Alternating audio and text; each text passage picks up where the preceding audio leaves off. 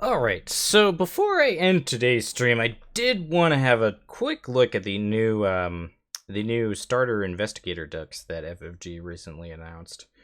So, there's going to be 5 single-class investigators, it looks like. They did a recent live stream event, I believe that was a couple Tuesdays ago. What was that, the 23rd or 24th? And basically, these decks are going to be fully fledged investigator decks that include additional cards used for upgrading along your campaign. So the first of the investigators revealed was Nathaniel Choe, who is who's a guardian that specializes in dealing damage with events rather than trying to play out a weapon in particular. That being said, though, he does have his boxing gloves, which is a three cost asset bearing a single combat icon, and it uses both of your hands as it should. It has a game text that reads, "You get +1 while fighting," and then it has a reaction that says, "After you defeat an enemy, you get to exhaust the boxing gloves and search the top 6 cards of your deck for a spirit event and add it to your hand, and then shuffle your deck afterwards." So a lot of these events that deal damage are also spirit traded, which is also great for an investigator like Calvin, who can take spirit cards. So if you're looking to, say, I don't know, maybe use Meat Cleaver and some sort of way of dealing you horror and damage, you can make Calvin a pretty effective combat tool with cards like this. That being said, as far as Nathaniel goes, his whole shtick is that he's able to deal extra damage from playing events. So a card like 1-2 Punch, for instance, can deal upwards of 4 damage if you're able to trigger that properly, which is really good for two resources and a single card. So that has me pretty excited. Counterpunch is also kind of interesting. Probably not going to see that much play. This kind of falls in the same line as Dodge, and Dodge is pretty niche, I think, outside of someone like Diana, who wants cancels for her deck specifically. Let's see, what else? We talked about boxing gloves. And then, yeah, as I said earlier, they are also including experienced cards as well. So when you play through these starter decks, you'll have some extra options that you can use to upgrade your deck as you play through a campaign. So let's see. Lesson Learned is a 2 experience, 1 cost event that bears 2 intellect and a single willpower icon, which is icons alone. That's pretty good for a Guardian. And then they have an action the game text states fast. Play after you take damage from an enemy attack. Discover 2 clues at your location. So this is sweet if you can trigger it, which is not that hard to do, I don't think, especially for a Guardian who wants to be engaged with enemies anyway. All you really have to do is just take an attack of opportunity and then play this. So I don't think that that's going to be that hard to trigger. And really, worst comes to worst, it has 2 intellect icons, so you can even just commit it to a fellow investigator who is trying to make an investigate check. So this card's quite good. I'm not sure if this is going to be like a Nathaniel Choe card specifically. I think this is just going to be one of those cards that's just an overall staple. But yeah, yeah, the spirit card booster pack for Calvin. That's pretty much what Nathaniel Choe is. I thought there was one other card that they revealed for Guardians, but I guess not. Yeah. But let's move into Harvey Walters, because Harvey Walters is a long time fan favorite of the Arkham Files line. So in the LCG, he's obviously a Seeker. He has 5 intellect, which is crazy. 4 willpower is also very good. Well, his 2 combat stats kind of suck. Having 1 fist is really not that much of an issue. And 2 agility, kind of a hindrance, but thankfully you have cards like Mind Over Matter, and I've got a plan to shore up that weakness. Harvey Walters' main shtick is that when an investigator at his location would draw a card, he gets to let them draw additional cards. And then we do know of his signature asset. So I believe all of these investigators will have signatures that are of their class, which is pretty cool. Yeah, I do remember them revealing some additional cards on stream too, but I don't think they're all posted in the article. So Vault of Knowledge is a 3-cost asset that says Harvey Walters only, or Harvey Walters deck only. Your maximum hand size is increased by 2, and then it has a reaction that says after you successfully investigate, you get to exhaust it and choose an investigator at your location, and that investigator gets to draw a card. It also has 1 willpower, 1 agility, and 1 wild icon. So not bad. That's pretty good. Kind of reminds me of Lab Assistant a little bit, except obviously this reaction ability is pretty good. Very good. Yeah, I mean, in a pinch, it commits for pretty good icons, defensively speaking.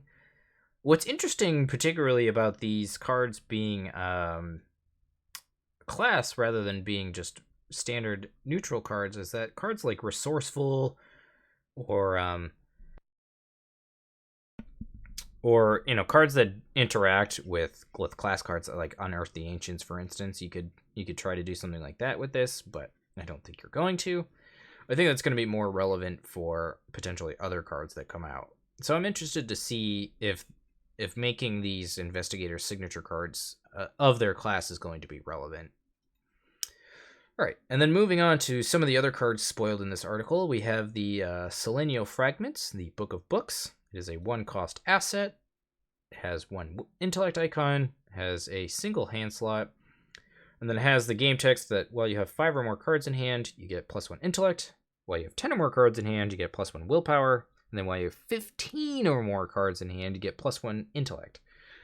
So this has the potential to boost your stats into the stratosphere, but having 15 cards in hand is definitely going to require you to build your deck around having tons of cards in your hand, because 15 cards is half an Investigator's deck. That's pretty crazy. I mean, even having 5 cards, this isn't terrible, but really, I think you'd be better off playing like Hawkeye Folding Camera most of the time.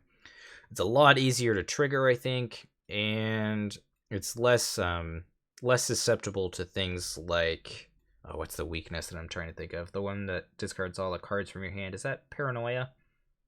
It might be Amnesia. Yeah, it's one of those two. Either way, this card's okay. I'm not super crazy about it, but I can see it being fun. Ooh, so the next card is a leveled up Mind Over Matter. It looks like it gains a wild icon, which is cool.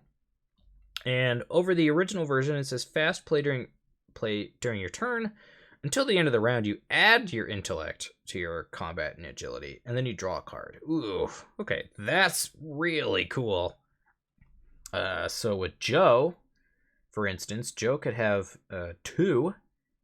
He could have, let's see, no, that'd be 8. Sorry, he'd have 8 combat, which is ridiculous. And then he gets to draw a card. So this is potentially pretty good for his Insight deck, or even just having it in his regular deck.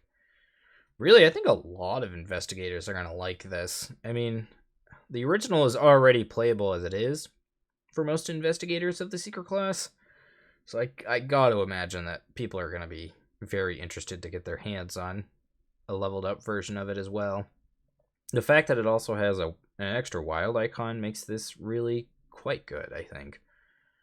Let's see, other Investigators that really like this. Daisy, obviously, Harvey, Mandy. Yeah, this is just a great card, I think, overall. Oh, and then the final Seeker card that we get to take a look at today is the Necronomicon. This has 5 experience pips, 5 intellect icons. That's, whew, man. Costs 3 resources, takes up a hand slot, comes into play with 6 secrets, limit 1 per deck, and then it has, 4 different fast actions, spending 1, 2, 3, or 4 secrets respectively. The first one lets you give +2 to a skill value. The second one lets you draw 2 cards. The third one lets you discover a clue at any location. And the fourth one lets you deal 3 damage to an enemy engaged with you. Okay, so at first glance, I would assume that drawing 6 cards is probably the best use of this card. But yeah, I'm not not super wowed by it. 5 intellect icons is cool, but it costs 3, which is already a decent amount. 5 experience is a lot to ask for too. Like, I'm trying to think of when I would want a card like this over a card like Narcotic Manuscripts, which just denies the bag in general. I mean, I guess if you really need to draw a ton of cards, this is pretty cool. In Harvey, it makes sense why you'd want to draw 6 cards. I don't... So, like, the other options you have are discovering 2 clues. You could give plus 12 to various skills, which is fine. You could deal 3 damage and draw 2 cards. You could deal 3 damage and get plus 4 to various skill tests. Yeah, that's okay. I could see this being pretty okay with something like Truth from Fiction or Enraptured too, that lets you add additional secrets to it. So maybe that could sway your opinion a little bit, but I'm not super wowed by the Necronomicon. All right, so the next card on our list is Winifred Habbamock. She is the first Native American investigator to the Arkham files, which is cool. She is a original investigator as of the release of this product, which is also cool. And they did actually go into some detail about her signature cards and her weakness cards on the FFG live stream. And recently, Manfred Lang, the host of the Whisper in Darkness YouTube channel, did a couple of games with Winifred as well, if you're interested in checking those out. But basically, her whole shtick is that she is the succeed by 2 and over investigator. So she's really looking to get tons of skills or tons of cards with icons on them and pitch them every turn to draw cards with her reaction ability. As Man from Lang pointed out in his stream, her biggest weakness is her 1 willpower. There are so many encounter sets that involve making willpower tests. Things that come to mind are like Frozen in Fear. As you just saw on stream recently, we just played Tear in Time. So there's a lot of ways that Winifred can just get absolutely crushed by the encounter deck. Having a 5 agility is nice, though. There are a lot of rogue cards that do benefit from that, and then having a 3 on the other stats is pretty good. But as I've said before about Winifred, she needs a lot of card draw, so you have to. I think you're pretty much committed to playing Lucky Cigarette Case in her, as well as really anything else that she has access to drawing cards with. I think is going to be helpful. Pickpocketing, maybe there's something else I'm missing too, but yeah. And then her other biggest strength is that she can actually, I think she could gather clues at a pretty efficient rate. But yeah, I think she's interesting. I definitely think you're going to need card draw, though, to play her well. All right, so moving on, we have the Mauser C96. This is a 4-cost asset that takes up a hand slot. It uses 1 agility icon, or it has 1 agility icon. Comes into play with 5 ammo, and it has an action that says exhaust it and spend an ammo to fight. You get +1 combat and deal +1 damage for this attack, and then if you succeed by 2 or more, you either ready it or gain a resource. So I like this card. I think this card's pretty good in an investigator like Tony, who wants to be fighting all the time. This kind of reminds me of a long colt, I should say. It does have some uses, I would say. This is good for, I think, fighting 3 health enemies. If you don't really care about readying the weapon, you can just use it as a means of generating extra resources. So I don't think that this is a primary weapon. I think that this is a supplemental weapon, perhaps 3 and 4. I could see perhaps Skids taking like a 45, and maybe this. I don't think Skids would really want this. His 3 combat really kind of screws him in that regard. I don't think Winifred really wants this either. I think Winifred's probably going to be focused on cards like Slip Away and other things like that, where she's gonna have a better time using those cards to deal damage to enemies. Maybe even the bow. That's also an option for her. So I like it. It's not bad. I definitely think it's a Tony card, though. Ooh, Nimble. So this card's ridiculous. So it's a skill test. It has the innate trait, so Silas can take it. It commits for 1 agility icon, and it reads, for each point this skill test succeeds by, after it resolves, you may immediately move to a connecting location to a maximum of 3 times. So this is crazy good if you can succeed by even just 1 or more, really. Turning a pass into a move as well is really cool. And being able to get multiple location jumps out of this is just gravy, I think. Silas particularly, I think, really likes this card. And then obviously any rogue that can take this that has a high agility might really like this as well. Being able to combo this with something like momentum. So say if you have like 2 enemies on you, you can evade one with momentum. Do this and then get out of dodge really quickly. So this card, I think, is definitely going to be seeing a lot of play. I think, especially in Winifred too. I mean, other than that, there really isn't that much to say about it. It's a pretty simple card overall. Ooh, so we have a level 2 manual dexterity. So it goes from being neutral into the rogue class. It gains an additional agility icon. It gains the developed trait. And then its game text reads, max 1 committed per skill test. If this skill test is successful, draw a card. So it's like the original. 2 cards instead if it succeeds by 2 or more. Okay, so that's cool. So this is definitely a card you would take in Winifred, because she already wants to be over succeeding tests, and I think really any rogue that can take this is probably going to want it, aside from Tony. Yeah, 3 agility icons is great. Drawing cards is great. I mean, there's not much to say about this card. If Silas can take it, also Silas. Ugh, gross. Gross in Silas. Alright, so the next card we're off to is Copycat. So this is a 1 wild skill icon skill.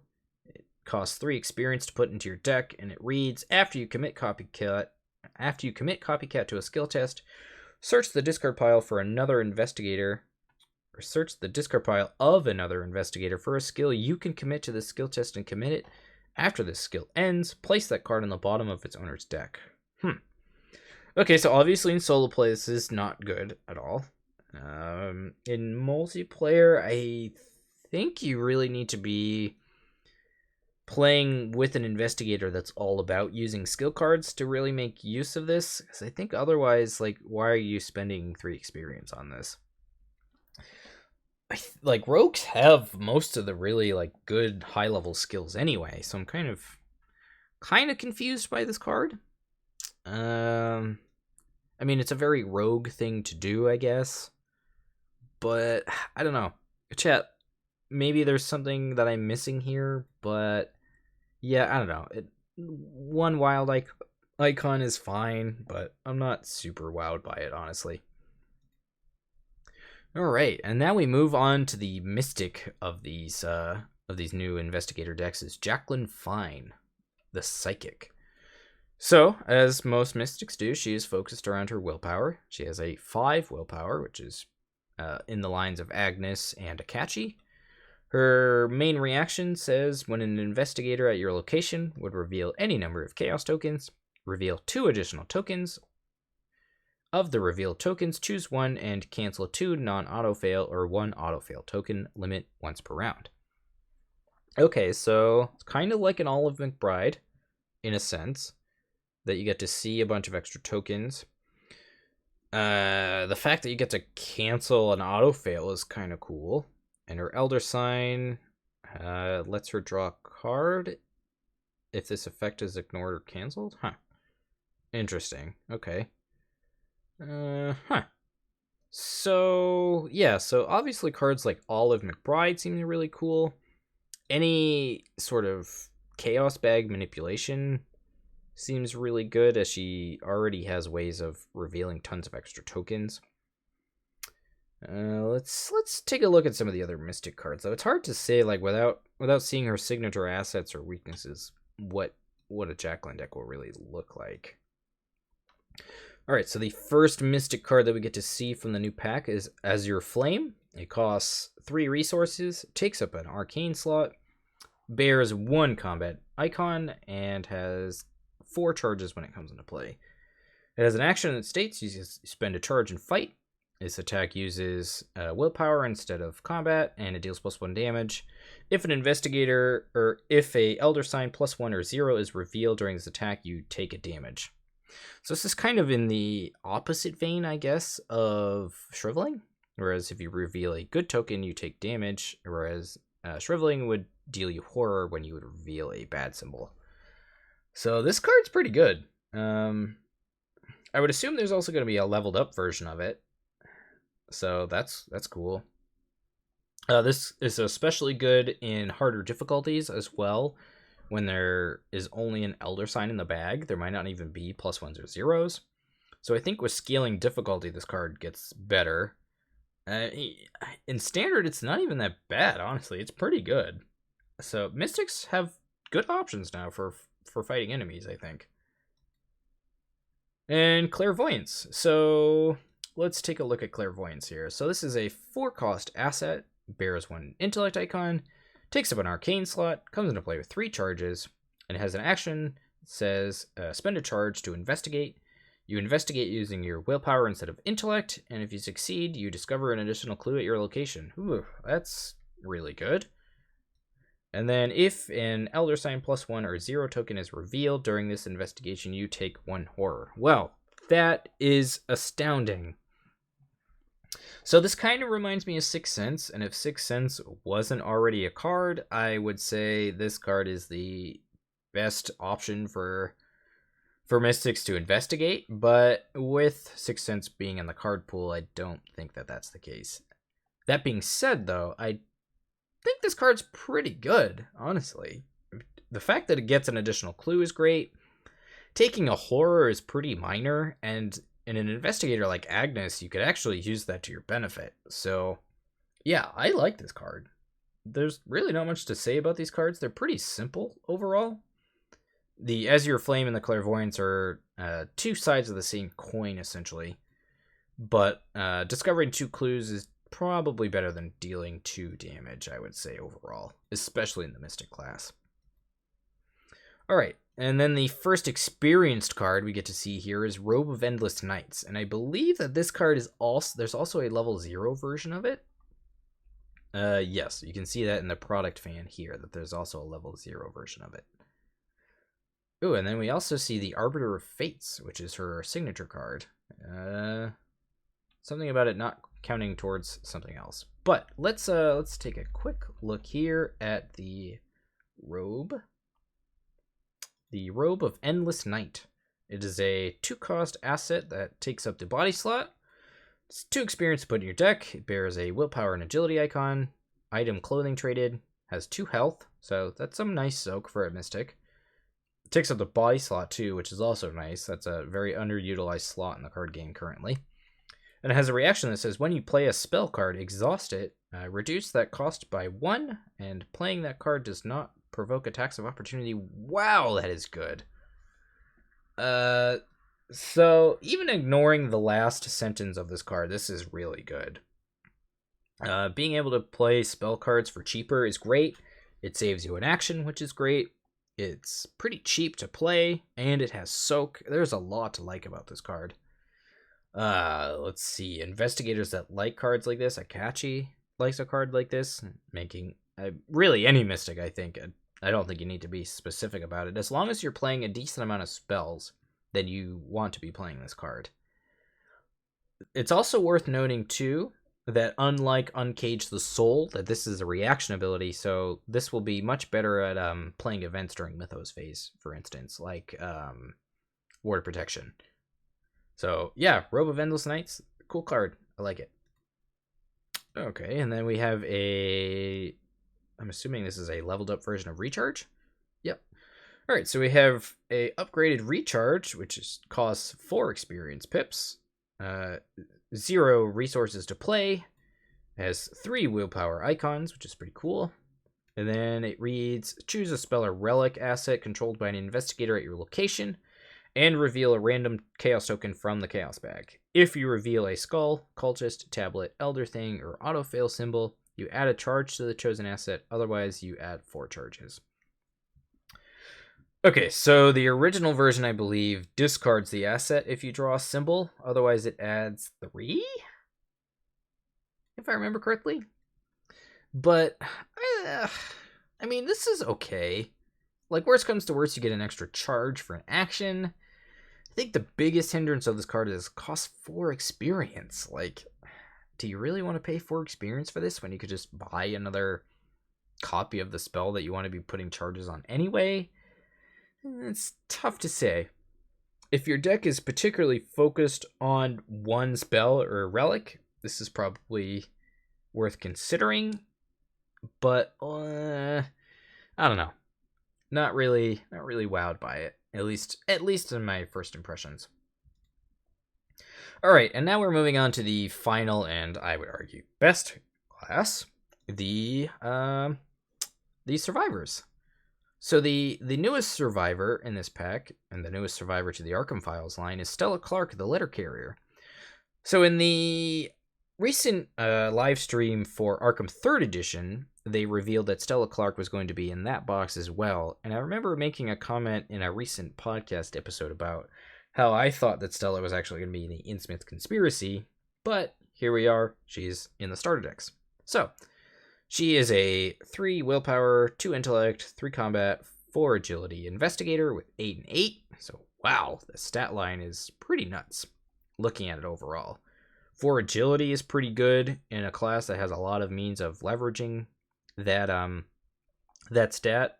Track shoes comes to mind. Peter Sylvester. Yeah, so you have a lot of options of making agility a useful stat for you.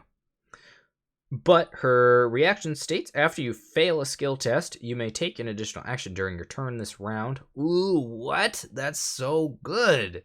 We'll get into why that's really good in a second here, but her Elder Sign is +1. You may instead choose to automatically fail the skill test to heal a damage and a horror.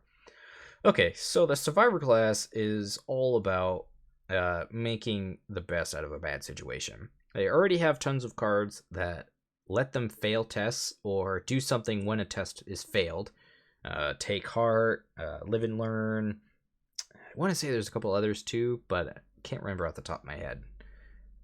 They were originally designed for Calvin, because Calvin is an investigator that starts off with zeros in all his stats, and then as the game goes on, he accumulates a ridiculous stat line. But at first, you need some sort of thing to help you get going. So with Stella, let's see what tools they've given her.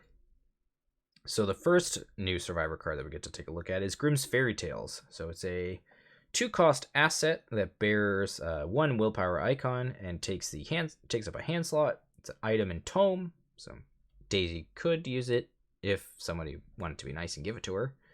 But it doesn't have an action, so not that that's really relevant. It comes into play with 4 secrets, and it has a reaction that states, after an investigator at your location fails the skill test by 2 or more, you exhaust it and spend a secret, and you can heal a horror from that investigator.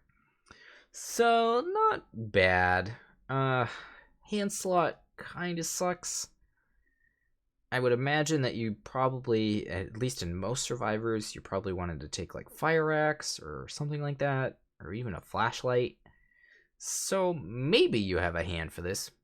Maybe not. I don't know. Healing horror is okay. You have to fail a test by a certain amount. There's a decent amount of hoops to jump through just to heal a horror, when you could pay an extra resource and get a Peter Sylvester who heals a horror every turn. So yeah, that's a thing. Okay, and the next card we have is Grit Your Teeth. This is a 1-cost event that bears 1 wild icon, and it reads, fast, play after you fail a skill test. You get +1 to each of your skills for the remainder of the round. Okay, so I could see this being pretty good in Calvin. Like I said earlier, Calvin's going to be failing a lot of his tests initially anyway. It's spirit traded. I don't know if that's going to be relevant, but you could fish this with boxing gloves if you were playing boxing gloves in Calvin. Is that a card you can play?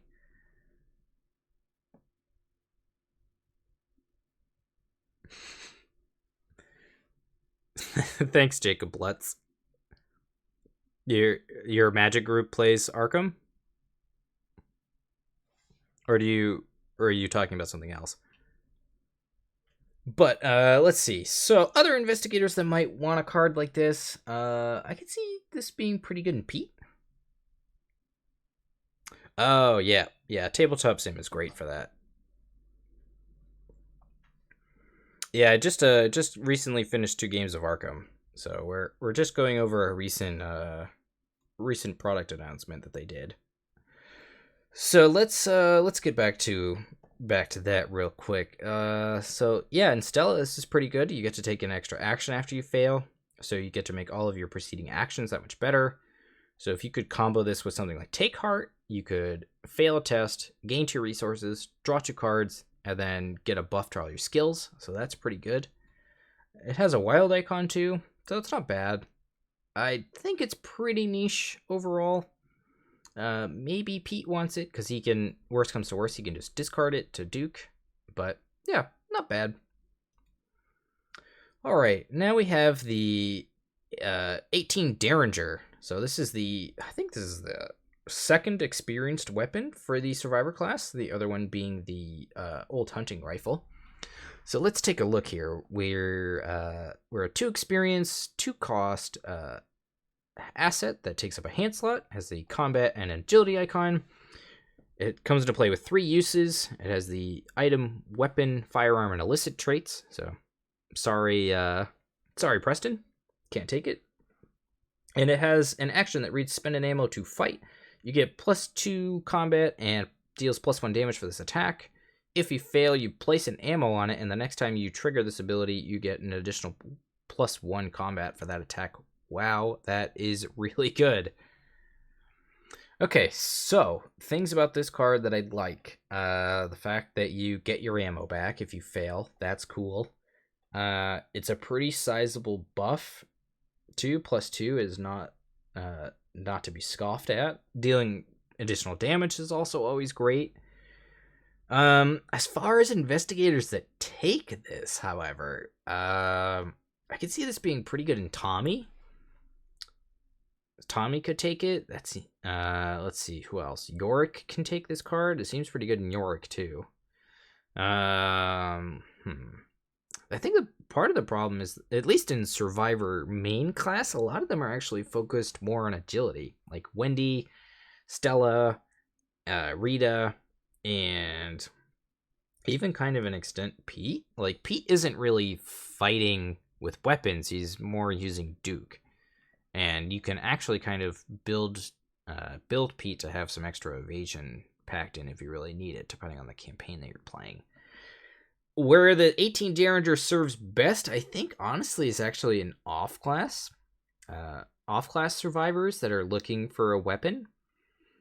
Let's see. I'm trying to think of all the other off-class survivors. We have Agnes.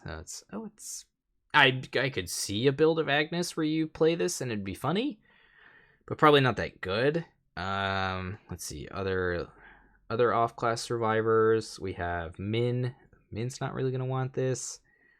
And then moving into Forgotten Age, there's Calvin. So this is probably a good Calvin card too, because you can eventually get your combat up to ridiculous levels, and then you're probably just shooting everything all the time. Yeah, like this card would be insanely good if it was a Guardian card, but I think with it being Survivor, it's a lot more balanced. It's hard to say. Without playing this card, it's hard to say like just how powerful it's going to be. I think the biggest thing that holds this card back is just the amount of investigators that can actually take it. But with that, let's move on to the last card of the day that we have here, and that's Quick Learner. So this is a 4 experience permanent card for Survivor. So Survivors don't usually get a lot of 4-cost cards, so this will be interesting to see what we get here. So its game text reads, during or before your first action of each of your turns, each skill test you perform gets +1 difficulty. And during or after your third action of each of your turns, each skill test you perform gets -1 difficulty. Huh. Okay. So obviously this is good if you're looking to fail, right? So this makes your first test harder. So this to me just seems pretty much like a Stella card. Alternatively, you could try to combo this with things like what is that? Drawing thin to like increase the difficulty. So you fail, get an extra action, and then later on you bank that -1 for an additional ease of another skill test. But I'm not crazy about this card. I don't think a lot of other people are crazy about it either, because I haven't seen anyone really talking about it. But if there are any interesting combos with this card, I'd certainly be interested to hear what you guys have brewing up in there. But yeah.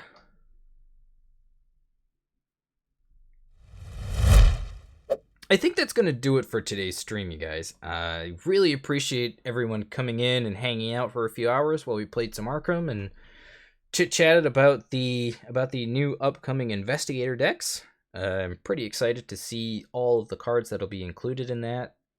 It'll certainly be an interesting time for Arkham players. But that's going to do it for me today. I've been Nate, Lost in Time and Space, and if you're watching this on YouTube, be sure to like, comment, share, and subscribe. And I will see you all the next time you are Lost in Time and Space.